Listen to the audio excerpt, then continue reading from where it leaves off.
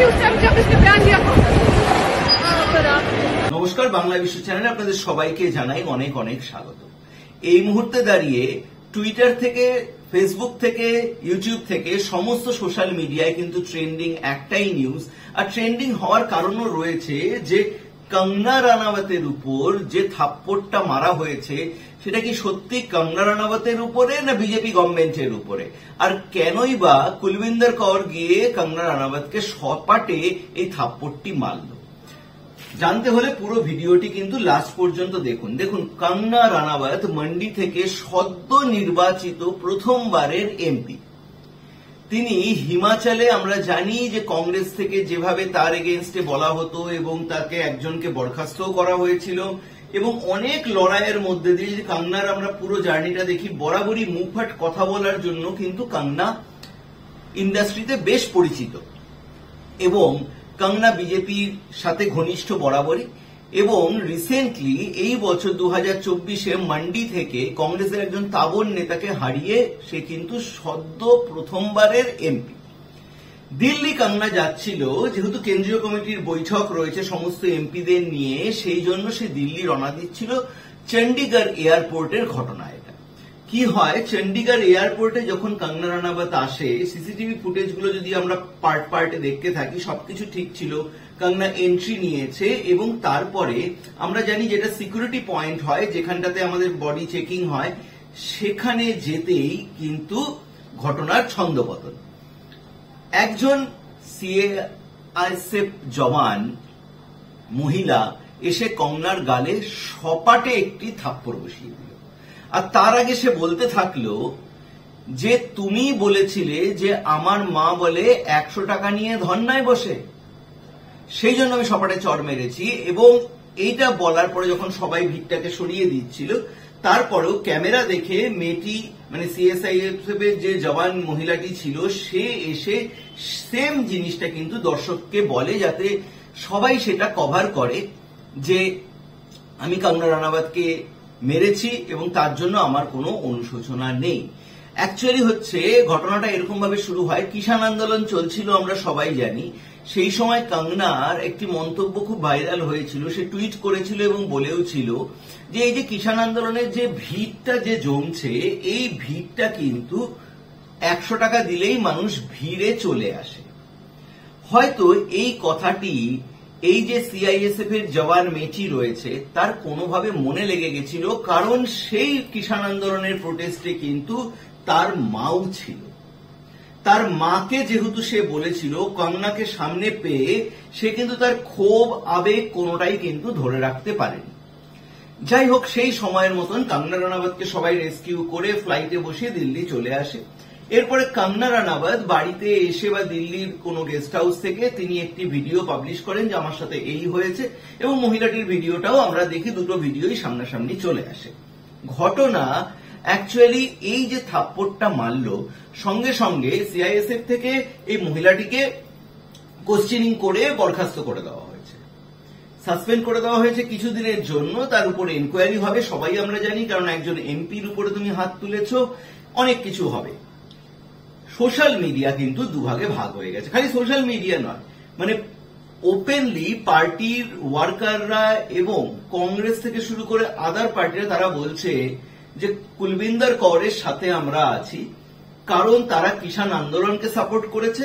এবং হ্যাঁ, সেই সময় নরেন্দ্র মোদী থেকে শুরু করে অমিত শাহ থেকে শুরু করে অনেকেরই এরকম বিবৃতি আসছিল এবং এটা ঠিক করেছে।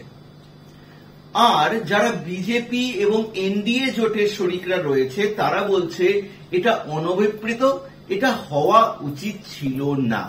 মানে একজন এমপির গালে যে তুমি সপাটে চড় মারছো, তুমি যে তোমার ইমোশনটাকে ধরে রাখতে পারলে না, সেই জায়গাতে কিন্তু দুটো ভাবে মিডিয়া প্রোটেস্ট। অনেকে গিয়ে মহিলাটির সাথে যোগাযোগ করছে এবং যদি কালে দিনে এই মহিলাটি কংগ্রেস জয়েন করে, আমরা কিন্তু খুব বেশি অবাক হব না।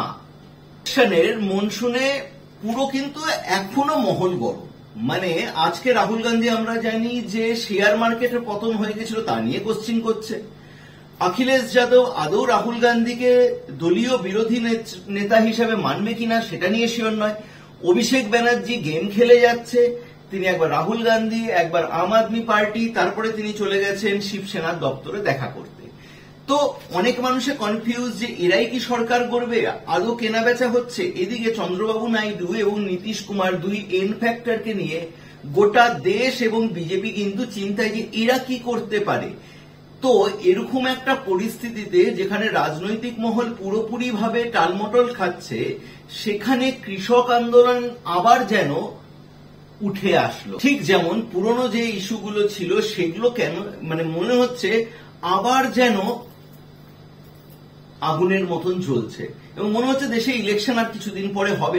বোঝাই যাচ্ছে না যে ইলেকশনটা হয়ে গেছে তার রিপারকেশন, কারণ পলিটিক্যাল পার্টিগুলো ঝাঁপিয়ে পড়েছে যারা মেনলি ইন্ডিয়া জোটের অ্যালায়েন্স মেয়েটির সপক্ষে এবং মেয়েটির পাশে দাঁড়াতে গিয়ে, আর বেশিরভাগ যারা বিজেপি এবং এনডিএ ঘনিষ্ঠ তারা সহমর্মিতা জানাচ্ছে কঙ্গনা রানাবতকে। দেখুন, যদি ওভারঅল কোনো জিনিসকে অ্যানালিসিস করা যায়, আপনি যখন একটা সেন্ট্রাল গভর্নমেন্টের একটা জব করছেন এবং দেশের সুরক্ষার সাথে আপনি রিলেটেড, সেই সময় কিন্তু এই জিনিসগুলোকে আপনাকে কন্ট্রোল করাটা আমার মনে হয় উচিত। কারণ দলীয় নেতা বা পার্টির নেতা বা যে কেউ একটা মন্তব্য করেছে, কিন্তু আপনি ড্রেসে থেকে আপনার ভাবাবেগকে যদি সবাই এইভাবে তার ভাবাবেগ প্রকাশ করে, তাহলে তো দেশে কিছু থাকবেই না। ধরুন কোনোখানে বাঙালি সম্বন্ধে কেউ কিছু বলে বসলো, আর দেখা যাচ্ছে বন্দুক নিয়ে কোনো বাঙালি গার্ড রয়েছে, সেই কমেন্টকে বেস করে সে সোজা গুলি চালিয়ে দিল। যদিও এক্ষেত্রে কেসটা অন্য, কারণ মায়ের সম্বন্ধে যেহেতু বলেছে তার সেটা গায়ে লেগে গেছে, এবং এর সাথে আরেকটা আবার protesting hashtag Khalistani revolution, Khalistani আন্দোলন, এটা নিয়েও কিন্তু একটা ট্রেন্ডিং এ চলছে। তো মেয়েটির সাপোর্টে কিন্তু যে খালিস্তানি গ্যাংও রয়েছে এবং কংগ্রেস থেকে শুরু করে আদার গ্যাংও এই কৃষক আন্দোলনের সাথে যারা ছিল তারা সবাই গিয়ে মেয়েটির সাপোর্টে চলছে, যার জন্য মেয়েটির যদি চাকরি চলে যায় কোনো পলিটিক্যাল পার্টিতে সে ঢুকেই যাবে।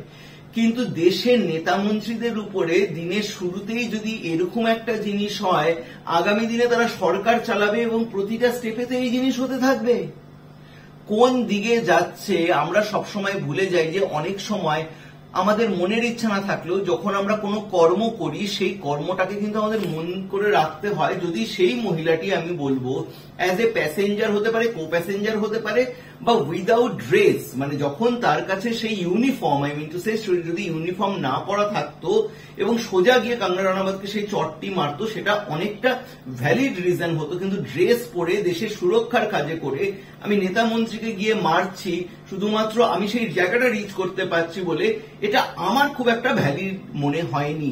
প্রোটেস্ট থাকবে, কিন্তু সেটা প্রকাশ করার একটা নিয়মও থাকে।